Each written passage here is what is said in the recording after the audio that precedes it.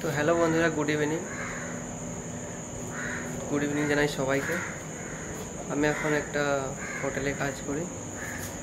তো সেই হোটেলটা এখন 2 দিন ধরে একটু ব্যস্ত কম চলছে, বিজি কম চলছে। কারণ সামনে পার্টি আসছে, তার জন্য জানি না কেন হোটেলের রুম একটু কম আছে। তো এখন আমাকে একটা রেস্টুরেন্টে ডিউটি দিয়েছে, বিচ সাইডের রেস্টুরেন্ট। তো এই দেখো, আমি এখন তন্দুর সেকশনে এখানে এসেছি।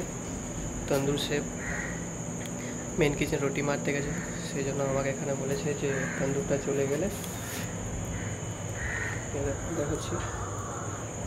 তন্দুরটা চলে গেলে ঢাকনাটা ভালো করে লাগিয়ে একটু খালি।